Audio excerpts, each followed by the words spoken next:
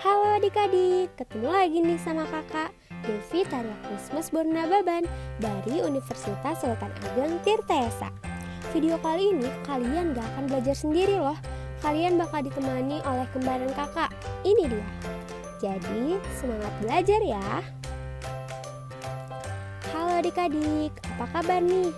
Meskipun sekarang masih belajar online, tapi semuanya harus tetap semangat ya. Oh iya, kakak mau mengingatkan kalian untuk terus melakukan 3M. 3M itu apa ya? Yang pertama, mencuci tangan. Yang kedua, memakai masker. Dan yang ketiga, menjaga jarak. Nah, video kali ini kita bakal belajar materi tentang FPB dan algoritma pembagian. FPB itu apa ya? Faktor persekutuan besar. Faktor persekutuan adalah faktor positif. Misalnya, 10 habis dibagi oleh 1, 2, 5, dan 10. Dan 15 habis dibagi oleh 1, 3, 5, dan 15. Maka yang menjadi faktor persekutuannya adalah 1 dan 5. Dan faktor persekutuan terbesar adalah 5.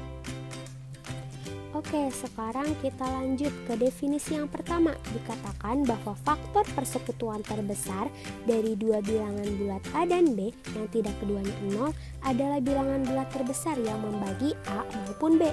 Dan notasinya adalah buka kurung A, B, tutup kurung. Misalnya, FPB dari A dan B adalah C, maka C habis membagi A dan C habis membagi B. Kemudian jika ada D habis membagi A dan D habis membagi B, maka syaratnya itu D harus kurang dari sama dengan C. Oke, kita lanjut lagi ke definisi yang kedua. Ketika ada dua bilangan yang 0, maka kita definisikan bahwa FPB dari 0 dan 0 adalah 0. Sekarang ada definisi yang ketiga. Dikatakan bahwa bilangan bulat A dan B dikatakan relatif prima jika A dan B memiliki faktor persekutuan 1, sehingga relatif prima adalah pasangan bilangan bulat yang tidak memiliki faktor persekutuan lebih daripada 1. Oke, sekarang ada pertanyaan nih. Kak, apakah yang menjadi pasangan relatif prima harus dibentuk dari bilangan prima? Jawabannya apa ya? Jawabannya tidak. Contohnya, FPB dari 21 dengan 55 adalah 1. Keduanya bukan bilangan prima. 21 dapat dibagi 3, 55 dapat dibagi 5. Namun, FPB dari keduanya hanyalah 1, sehingga keduanya dapat disimpulkan relatif prima. Oke, sekarang kita masuk ke teorema 1.1.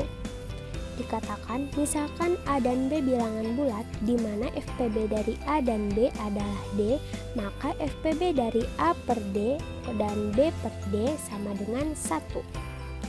Mari kita buktikan, benar gak ya teorema ini? Pembuktian teorema. Misalkan FPB dari A per D dan B per D adalah E, dengan E lebih besar sama dengan 1, maka E harus habis dibagi oleh A per D dan E harus habis dibagi oleh B per D. Sehingga kita dapat menuliskan bahwa A per D sama dengan M dikali E dan B per D sama dengan N dikali E. A sama dengan MDE dan B sama dengan NDE. Maka DE merupakan faktor persekutuan antara A dan B. Karena tadi disebutkan bahwa FPB dari A dan B adalah D, maka kita dapat menuliskan bahwa DE kurang dari D, dan kita dapat membagi dengan D keduanya, maka E kurang dari sama dengan 1.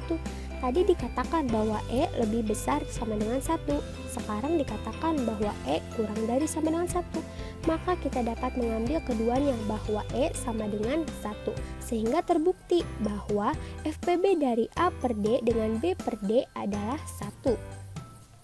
Oke, sekarang timbul lagi nih pertanyaan. Tapi bagaimana Kak jika angka pada soal FPB itu ratusan atau ribuan? Tentu sangat tidak efektif menggunakan cara ini. Nah, untuk menyelesaikan permasalahan ini, maka seorang matematikawan Yunani yang bernama Euclid menemukan metode ajaib yang dapat menemukan FPB dari angka ratusan atau ribuan. Metode ini disebut algoritma Euklidean. Nah, sekarang algoritma Euclidean ini disebut juga dengan algoritma pembagian, yaitu suatu algoritma atau langkah-langkah sistematis dasar yang dapat digunakan untuk menemukan sisa pembagian dari dua bilangan bulat positif. Algoritma pembagian ini sangat berkaitan dengan FPB.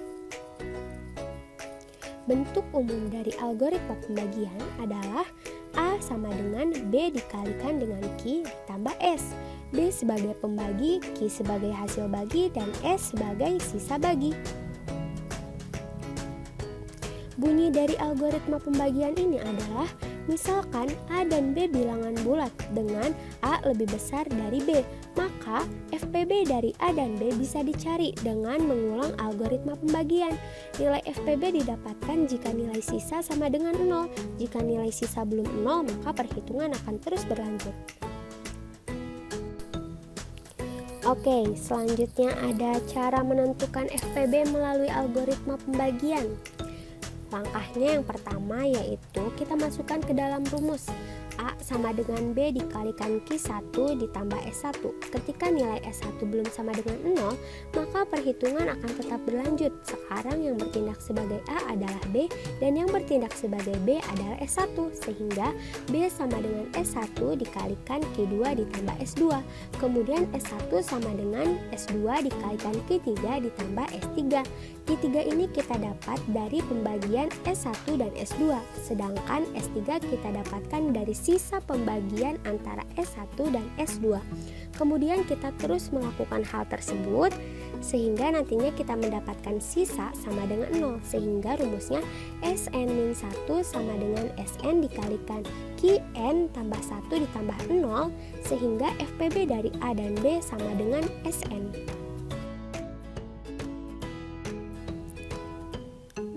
Pusing ya? Oke, yuk kita terapin ke contoh soal. Pertanyaannya, tentukan FPB dari 4.840 dengan 1.512. Wow, ribuan ya. Gimana nih caranya? 4.840 sama dengan 1.512 dikalikan 3 ditambah 304. Kemudian 1.512 sama dengan 304 dikalikan 4 ditambah 296. Kemudian 304 sama dengan 296 dikalikan 1 ditambah 8. Dan 296 sama dengan 38 dikalikan 8 ditambah 0. Sehingga kita mendapatkan hasil bahwa FPB dari 4.840 dengan 1.512 adalah 8. Ye, pembelajaran sudah selesai. Nah, gimana? Belajarnya seru kan? Oke deh, tetap jaga kesehatan ya. Jangan lupa untuk selalu belajar. Thanks for watching. Bye-bye.